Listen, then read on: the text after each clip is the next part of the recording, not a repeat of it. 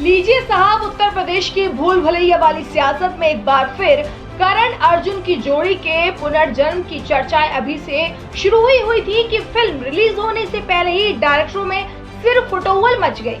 याद है ना वो सीन जब लोकसभा चुनाव के नतीजे आए थे, तो ऐसा लग रहा था कि मानो लखनऊ के सिंहासन पर सीधे इन दोनों भाइयों की ही ताजपोशी होने वाली है। समर्थक नारे लगा रहे थे, मेरे करण अर्जुन आएंगे और यूपी में भाजपा का सुपड़ा साफ करके जाएंगे। लेकिन ठहरिए, सिनेमा की रीलों और राजनीति की जमीनी कीलों में बहुत फर्क होता है। अभी 2027 के महासंग्राम का शंखनाद होने में कुछ महीने बाकी हैं और हमारे करण यानी कि अखिलेश भैया को अचानक यह एहसास हो गया है कि इस महाभारत में अर्जुन यानी कि राहुल गांधी उतने मजबूत नहीं हैं जितना वे समझ रहे थे। तभी तो लखनऊ के बंद कमरों से एक ऐसा संदेश लीक करवाया गया है जिसने दिल्ली में बैठे कांग्रेसियों के कान खड़े कर दिए हैं। अखिलेश जी का ये नया ओवर कॉन्फिडेंट कह रहा है कि हम तो अकेले ही 403 सीटों पर गदर मचाने को तैयार बैठे हैं, जिसे हमारी उंगली पकड़कर पार लगना हो वो आए, वरना अपना रास्ता नाप ले।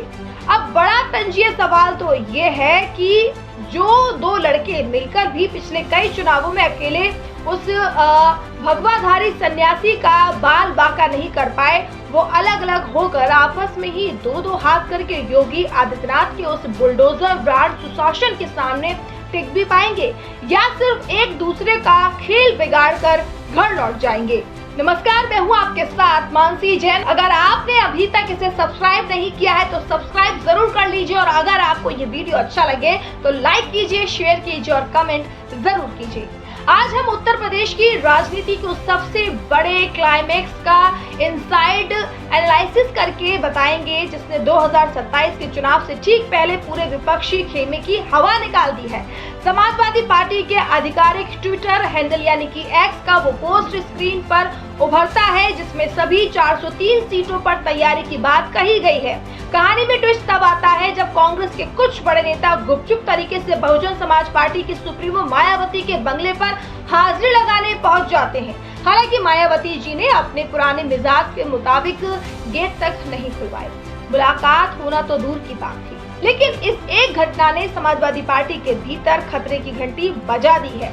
अखिलेश यादव को ये समझते देर नहीं लगी कि कांग्रेस सिर्फ उनके भरोसे पर नहीं बैठी है, बल्कि वह विकल्प के तौर पर मायावती का दामन भी थामने की फिराक में है। बस फिर क्या था, न्यायालय पर दहला मारते हुए अखिलेश यादव ने अपने पार्टी के आधिकारिक सोशल मीडिया हैंडल से एक ऐसा फरमान जारी कर दिया जो सीधे तौर पर राहुल गांधी के लिए एक खुला अल्टीमेटम था। इस संदेश में लिखा गया, समाजवादी पार्टी उत्तर प्रदेश की सभी 403 विधानसभा सीटों पर अपने संगठन को पूरी तरह मुस्तैद कर चुकी है। गठबंधन में जो भी दल साथ लड़ेगा उसे सपा के मजबूत बूथ स्तर के संगठन का फायदा मिलेगा। हमारा नारा साफ है, बात सीट की नहीं जीत की है। पीडीए कोई चुनावी फॉर्मूला नहीं बल्कि देश की 95% पीड़ित आबादी का आंदोलन है। इस संदेश की टाइमिंग और इसकी भाषा को जरा ध्यान से समझिए। इसमें छिपा है अखिलेश यादव का वो अति आत्मविश्वास जिसे राजनीतिक पंडित ओवर कॉन्फिडेंस कह रहे हैं। अखिलेश यादव इस संदेश के जरिए राहुल गांधी को तीन बातें बहुत साफ समझा रहे हैं। यूपी में कांग्रेस का अपना कोई संगठन या फिर बूथ लेवल का कैडर नहीं बचा है। अगर आपको सम्मान पाना है तो सपा के रथ पर पीछे बैठना होगा। अगर कांग्रेस ने ज्यादा नखरे दिखाए या सीटों की ज्यादा डिमांड की तो सपा अकेले दम पर सभी सीटों पर चुनाव लड़ने के लिए मानसिक रूप से तैयार है।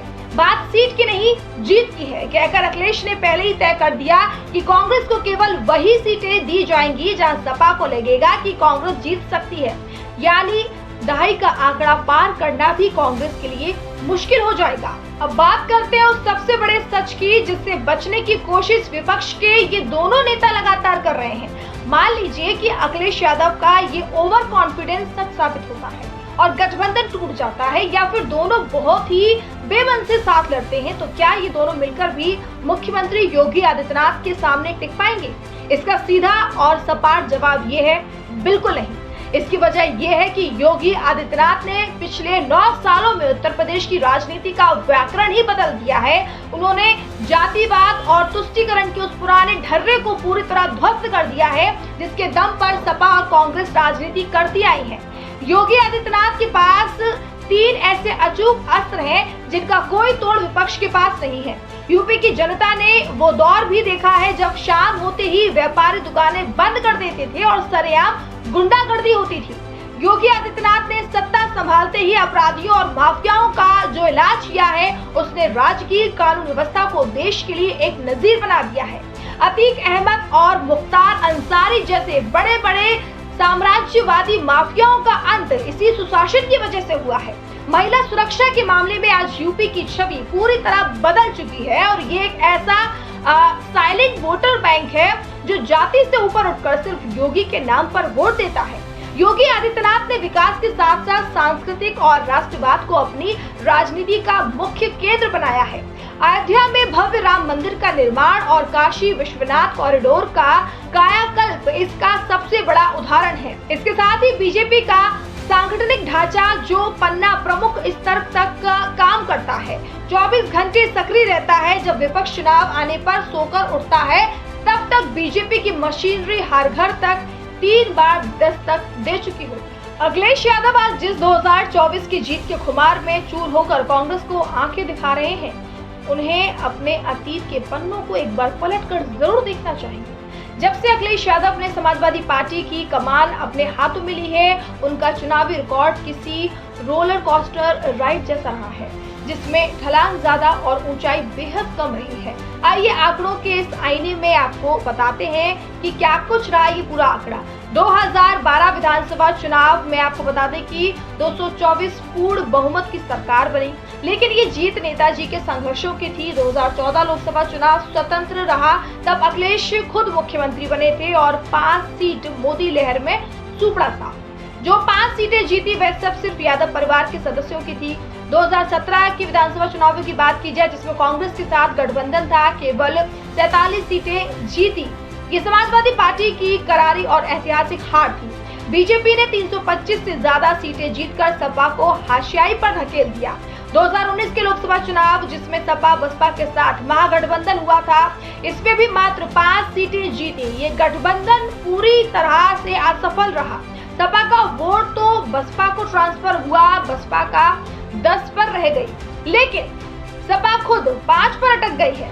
2022 विधानसभा चुनाव की बात की जाए तो छोटे जाति और क्षेत्रीय दलों के साथ लड़े, 111 सीटें जीती। सपा का यहाँ सुधार जरूर हुआ, लेकिन सत्ता के जादुई आंकड़े 202 से मीलों दूर रह गए। 2024 लोकसभा चुनाव में आपको बता दें कि कांग्रेस के साथ 37 सीटें जीती, जो समाजवादी पार्टी के लिए अब तक का बेहतरीन प्रदर्शन रहा, जिसे एक अपवाद या तत्कालीन परिस्थितियों का लाभ माना जाता है। इस टेबल को देखकर कोई भी बता सकता है कि अखिलेश यादव का स्वतंत्र स्ट्राइक रेट कितना कमजोर रहा। 2012 की जीत उनके पिता की बनाई जमीन पर थी। इसके बाद जब भी उन्होंने खुद फैसले लिए, चाहे वो 2017 में राहुल गांधी के साथ जाना हो या फिर 2019 में मायावती के साथ गठबंधन करना हो, उन्हें हमेशा मुंह की खानी पड़ी। 2024 की 37 सीटों की सफलता निश्चित रूप से बड़ी है, लेकिन ये कोई स्थायी जनादेश नहीं था। ये केंद्र सरकार के खिलाफ कुछ स्थानीय मुद्दे और संविधान के नाम पर फैलाए गए एक परसेप्शन का नतीजा था। इस एक जीत के दम पर ये मान लेना कि 2027 में यूपी की जनता आंख मूंद कर उन्हें लखनऊ की गद्दी सौंप देगी, ये अखिलेश यादव का शुद्ध रूप से ओवर कॉन्फिडेंस नहीं तो और क्या है। तो दोस्तों, उत्तर प्रदेश की राजनीति के इस पूरे महाविश्लेषण के बाद तस्वीर शीशे की तरह साफ हो चुकी है। 2027 का ये संग्राम कोई मामूली चुनावी मुकाबला नहीं है, बल्कि ये सुशासन बनाम राजनीतिक महत्वाकांक्षाओं की एक बड़ी जंग है। एक तरफ मुख्यमंत्री योगी आदित्यनाथ हैं, जिन्होंने अपने कड़े फैसले, बेदाग छवि, कानून के राज और इंफ्रास्ट्रक्चर के विकास से उत्तर प्रदेश को एक नई दिशा दी है। उनके पास आरएसएस और बीजेपी का वो संगठन है जो चुनाव के नतीजों के अगले ही दिन से अगले चुनाव की तैयारी में जुट जाता है। दूसरी तरफ हमारे करण अर्जुन हैं, जो अभी से इस बात पर लड़ रहे हैं कि गठबंधन में बॉस कौन है। अखिलेश यादव का ये ओवर कॉन्फिडेंस कि वह अकेले ही 403 सीटों पर योगी के चक्रव्यूह को भेद देंगे, इतिहास के आईने में एक बहुत बड़ी भूल मानी जा रही है। वही राहुल गांधी की सांगठनिक कंगाली ये साफ करती है कि कांग्रेस के पास जमीन पर खोने के लिए कुछ नहीं है, लेकिन वह अखिलेश का खेल बिगाड़ने की पूरी कुव्वत रखती है। अगर ये दोनों अलग अलग लड़ते हैं तो ये सीधे तौर पर मुख्यमंत्री योगी आदित्यनाथ के लिए रेड कार्पेट बिछाने जैसा होगा। क्योंकि विपक्षी वोट का बंटवारा हमेशा सत्ताधारी दल को और मजबूत बनाता है। अब फैसला उत्तर प्रदेश की समझदार जनता के हाथ में है। आपको क्या लगता है कि अखिलेश यादव का ये अति आत्मविश्वास उन्हें सत्ता में वापस लाएगा या फिर एक बार फिर वह योगी आदित्यनाथ के चक्रव्यूह में फंसकर चारों खाने चित हो जाएंगे? क्या राहुल गांधी यूपी में कांग्रेस को दोबारा जिंदा कर पाएंगे या वह एक जूनियर पार्टनर बनकर ही रह जाएंगे? अपनी राय, अपने विचार नीचे दिए गए कमेंट बॉक्स में हमें जरूर पूरी बेबाकी से लिखकर बताइएगा। उत्तर प्रदेश की सियासत के हर ऐसे इंसाइटफुल, निष्पक्ष और तर्ज भरे विश्लेषण के लिए जुड़े रहिए हमारे साथ और देखते रहिए हमारे चैनल को। नमस्कार।